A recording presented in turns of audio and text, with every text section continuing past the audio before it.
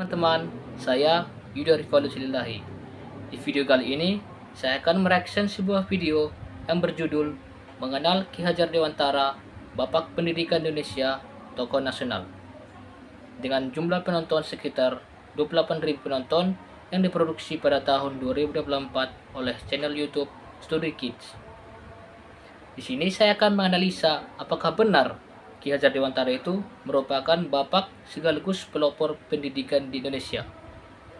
Setiap tanggal 2 Mei, kita memperingati Hari Pendidikan di Indonesia. Tanggal tersebut diambil dari tanggal kelahiran Ki Hajar Dewantara.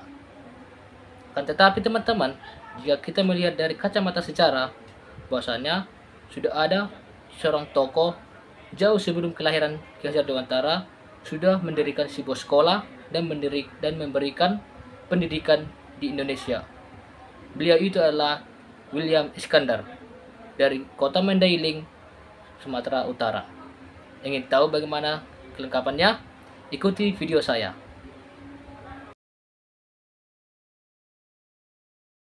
Ki Hajar Dewantara. Pendidikan di Indonesia bukanlah sesuatu yang datang tiba-tiba, melainkan memiliki sejarah panjang di dalamnya. Hal ini tentu tidak terlepas dari tokoh pelopor pendidikan di Indonesia, Ki Hajar Dewantara. Ki Hajar Dewantara lahir tanggal 2 Mei 1889 di Pakualaman, Hindia Belanda dengan nama Raden Mas Suwardi Suryadiningrat.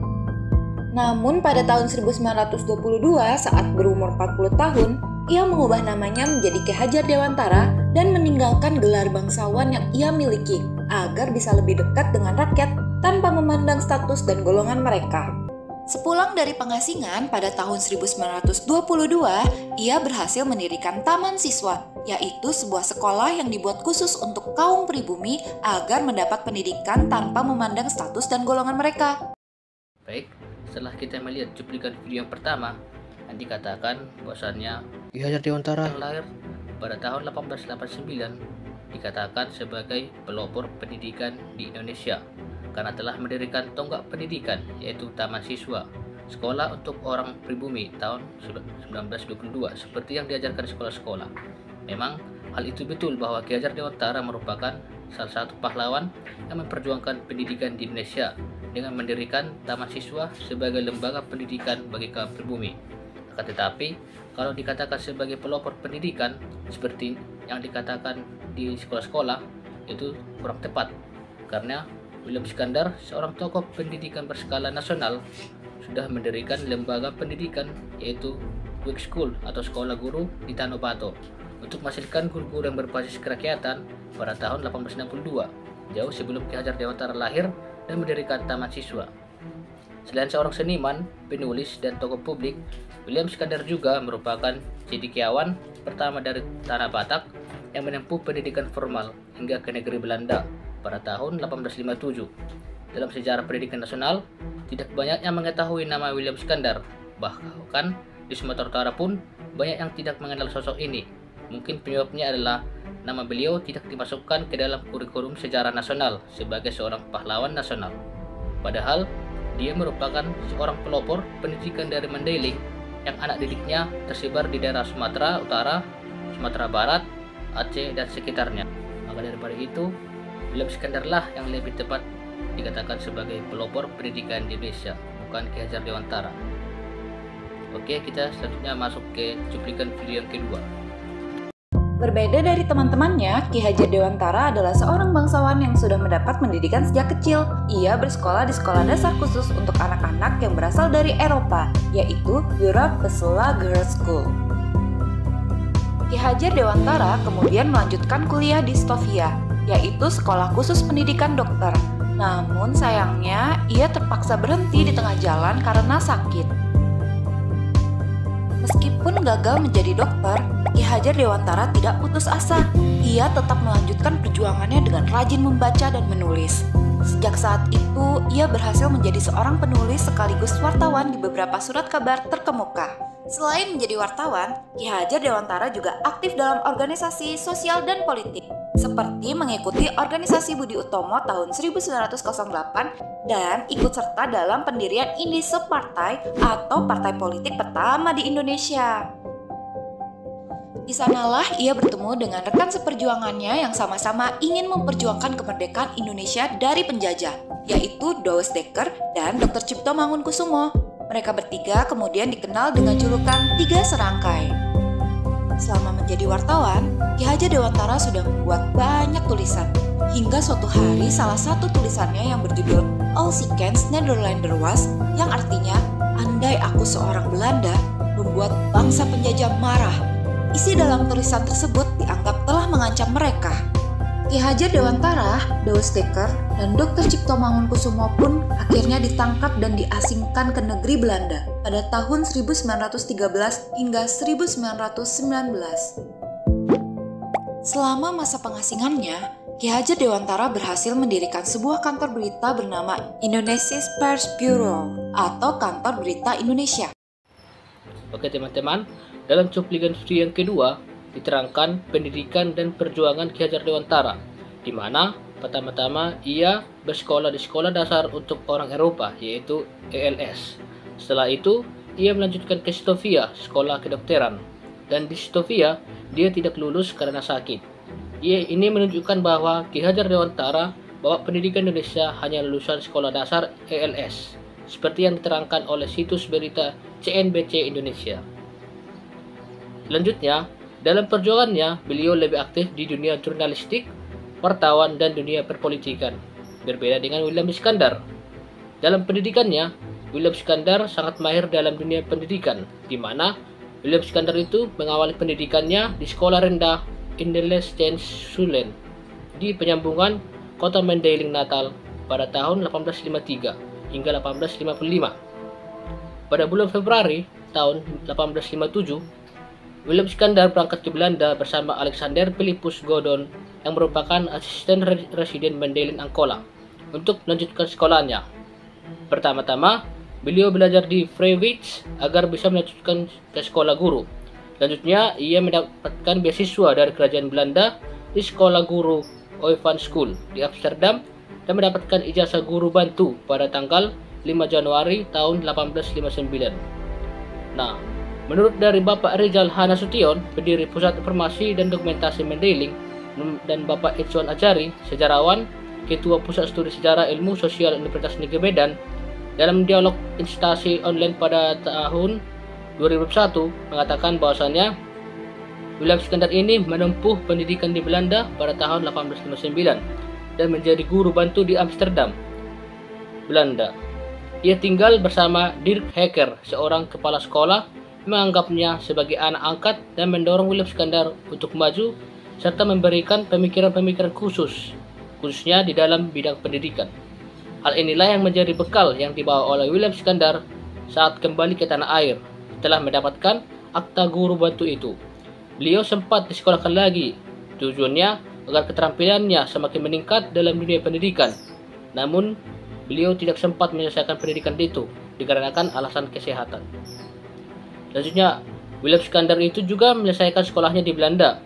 Ia kembali ke Batavia tahun 1861. Ia mendapat surat dari Menteri Urusan Jajahan mengenai rencananya atau keinginannya untuk mendirikan sekolah guru di Mandailing.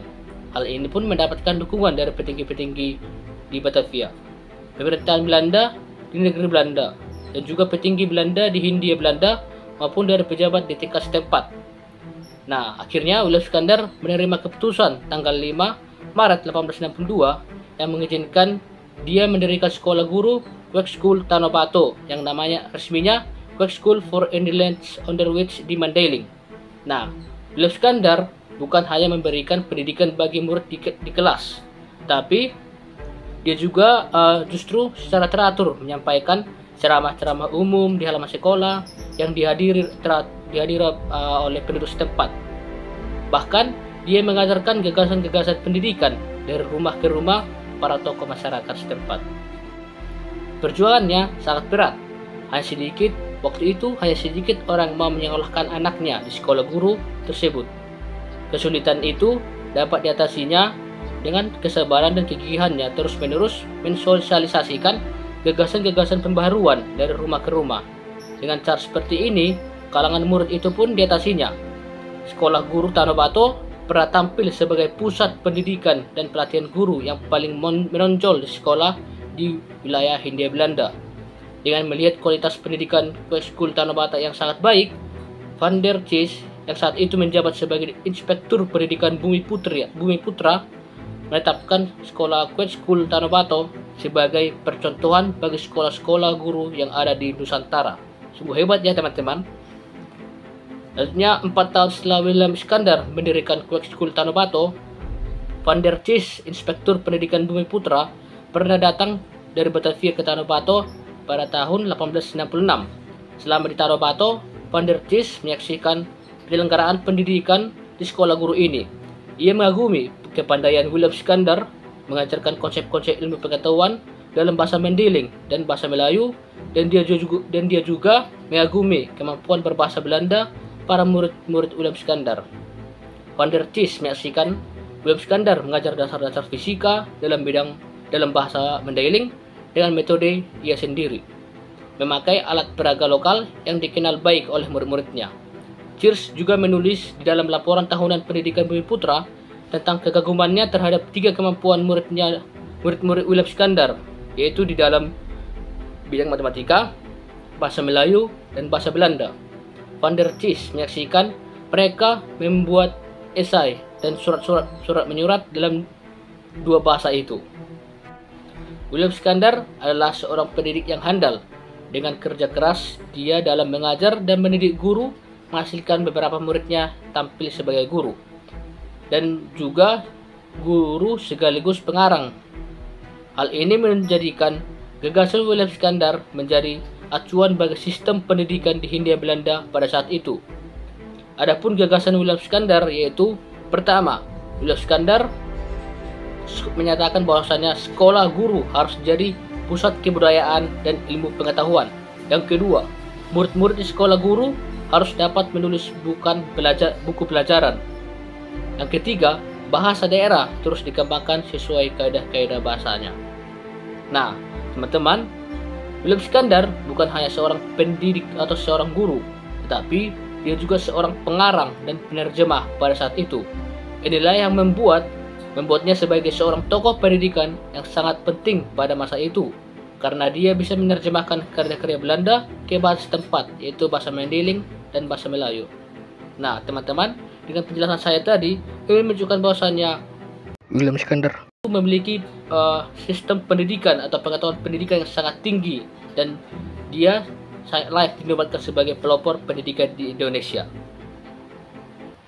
Nah, teman-teman, untuk lebih mendukung penjelasan atau kritik saya atau analisa saya terhadap video tadi, saya akan menampilkan video pendukung, di mana dalam video ini terdapat wawancara terkait masalah siapa sih pelopor pendidikan di Indonesia, apakah benar Ki Hajar Dewantara atau bahkan William Iskandar dari Sumatera Utara. Nah, yang diwawancarai ini merupakan seorang dosen di Universitas Negeri Medan sekaligus sejarawan yang sangat terkenal, yaitu Bapak Izwan Ajari. Mari kita dengarkan wawancara dan videonya. Nah, Pak, siapa sih Pak William Iskandar itu? Ya, William Iskandar ya. Banyak orang nggak kenal itu ya. Kampus Unimed ini juga terletak di Jalan William Iskandar ya, walaupun di depan sana. Jadi ini tokoh yang seharusnya tidak boleh dilupakan. Dia tokoh penting di dalam sejarah pendidikan di Indonesia. Dia tokoh penting dalam bidang pendidikan karena kan selama ini yang selalu diperingati sebagai tokoh pendidikan itu Ki Hajar Dewantara, pendiri Taman Siswa. Jadi jauh sebelum Ki Hajar Dewantara mendirikan sekolah Taman Siswa di 1922, William Iskandar sudah mendirikan sekolah Quake School di sebuah desa kecil di Tanobato. Itu 1862. Jadi 60 tahun sebelum Ki Hajar Dewantara mendirikan sekolah, William Iskandar sudah mendirikan sekolah. Dan tidak tanggung-tanggung ya. sekolah guru. Sekolah yang menghasilkan guru. Kan itu luar biasa hebat ya. 60 tahun sebelum Ki Hajar Dewantara. Dia ini lulusan sekolah guru di Amsterdam. Gitu. Jadi dia pergi ke Belanda untuk sekolah guru. Bahkan dia tinggal di rumah ayah angkatnya yang juga kepala sekolah ya, di Amsterdam. Jadi selama dia di Belanda, dia benar-benar menyelami bagaimana sekolah guru dilaksanakan dalam sistem yang ada di Belanda. Ya. Dan umumnya sistem pendidikan yang ada di Barat. Dia pelajarin itu dan dia bercita-cita satu waktu bisa mendirikan sekolah guru yang tidak meniru sekolah guru di Barat. Dia bercita-cita ingin mendirikan sekolah guru yang khas, ya, yang khas untuk Indonesia, paling tidak untuk kampungnya, ya, di tanah Mandailing. Ya. Itu memang cita-cita William Iskandar. Nah, begitu dia tamat sekolah, ya, dia udah memiliki bekal yang cukup banyak tentang pendidikan guru. Ya. Dia memang sekolah guru, kemudian dia tinggal di rumah kepala sekolah, ya, yang merupakan ayah angkatnya tadi.